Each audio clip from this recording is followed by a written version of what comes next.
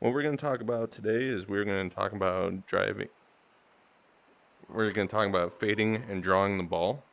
I'm going to do it on two different clubs. I'm going to do it on my driver and on my mid iron, probably about 5 iron.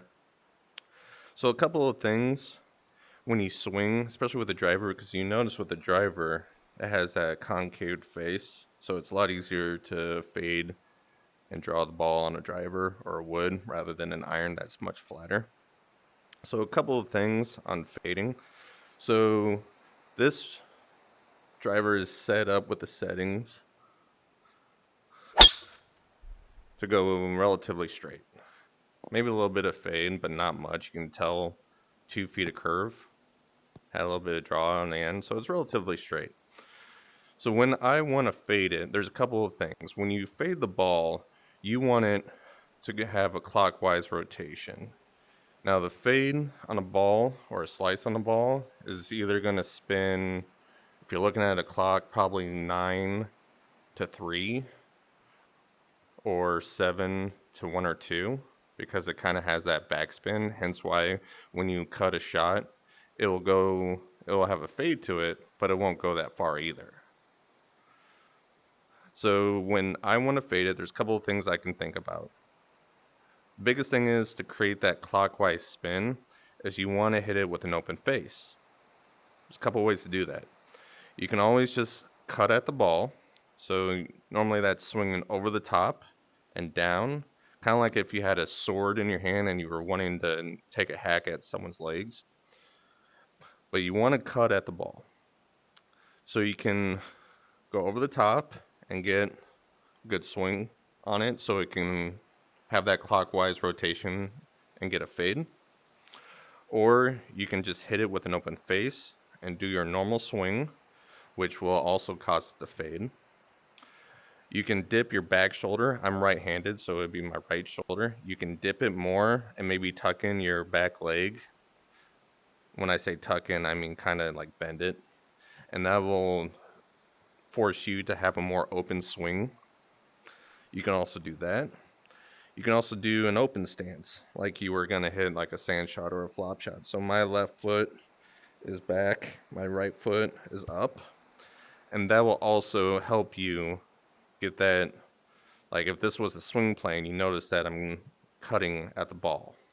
So all those things can help you get a fade or a slice. And that's also commonly why slice is much easier to do than draw. So if we do a couple of those things, so I got it on my left stance, I got my feet a little bit open, and basically I'm just going to swing over the top and cut at the ball, and this should end up to the right.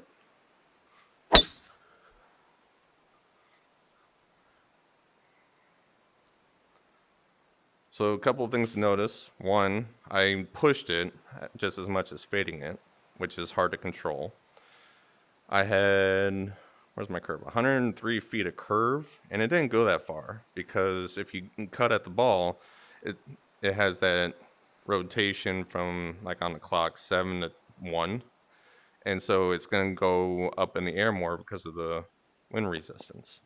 So now that I know how to hit a slice, let me minimize my cut so I can aim down the left rough and get it to come back. So that was still a push, but definitely didn't send it in the trees. I had 45 feet of curve, and there's my cut. So just practice what works for you. If you want to swing over the top, if you want to swing with an open face, open stance, you know, buckle your back foot and lower your back shoulder, all those things will help you get a fade or a slice. And then you just have to practice it so you can control it. Now let's talk about the draw. So basically, it's the opposite of everything I was just doing. So a draw will be a counterclockwise spin, and it's naturally lower and it has more topspin on it because it will go from the the 9 to 3 on the clock on that rotation, or it can go just as much as the 7 to 2 or 1 on the clock, but it's counterclockwise. So draw is counterclockwise, fade is clockwise. So here's a couple of things you need to do. So basically, you have to hit it with the closed face. I mean, you don't necessarily have to, but it's whatever you can get to get that spin. So you can either hit it with a closed face, you can set up your forward foot up and your back foot back, and that's creating a more in to out swing, which will also help with the spin. Other things that you can do too is you roll over on your club, kind of like if you were slamming a door or if you were throwing a frisbee, uh, with the wrist. So those kind of actions will help you turn on the ball more. Another option is when you swing, you kind of lean into it with, I don't know how to explain it, but when I draw the ball, I will lean into it and swing more, like roll over more to get it to draw. But with my driver, what I will do is I will have a closed stance. So my left foot is up further, my right foot is back. I'm going to aim to the right. I'm going to swing into out, will be my swing plane. And I will get aggressive with my right hand. I'm right-handed, obviously. So I will get aggressive on my right hand to roll it. So now I hit a draw. It was much lower. My height was only 64 feet.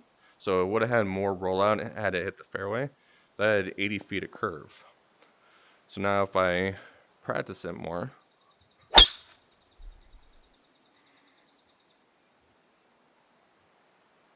obviously you want to do it on a hole that is set up for it. That hit the fairway. Or no, it didn't. It just rolled down the hill into the sand. But you can see how low and how much roll is on there. So I normally do this kind of swing on hole 18 at Pebble Beach because it is a dogleg left. And so I can hang it out to the right and let it come back.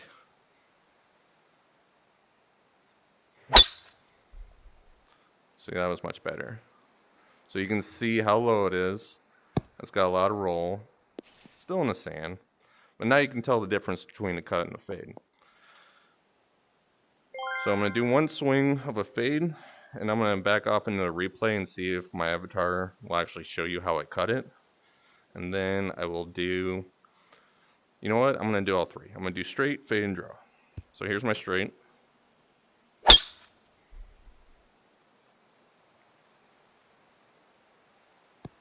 Even that had a little more draw on it just because I was used to doing it. So let's see how it looks.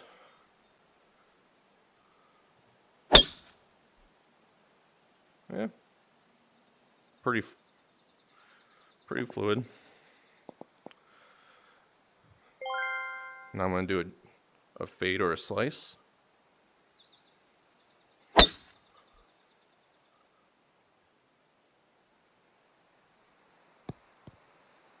How much curve that I have on it? 56 when it went higher.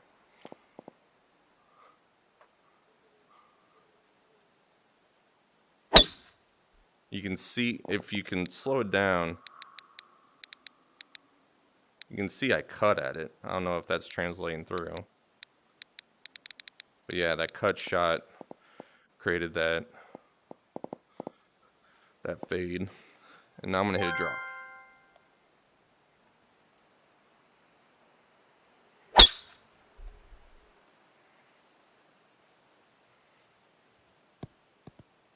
So much lower. I hit it 300.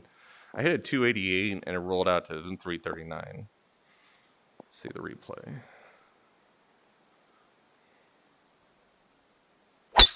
Oh yeah, that was definitely an inside out swing. I mean, hopefully that's coming out. And you can see by my wrist how much I roll on it to try to get that counterclockwise spin. And basically with an iron, still the same thing, just not as much because a wood is easier. An iron, it's just going to be naturally harder to get that fade. or the draw. So open stance, I'm going to cut at it. There's the fade. And when you master doing this with the irons, you get even better distance control.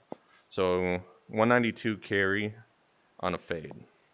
What did I hit that it just rolled? Okay, that was weird. So 192 on the fade. Now I'm going to draw. I'm going to do a little more exaggerated closed face on this.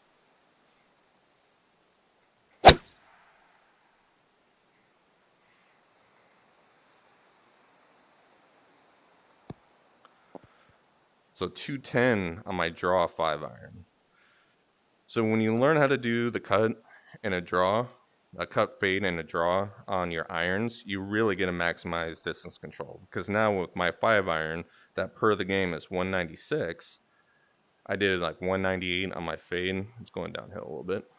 And 210 on my draw.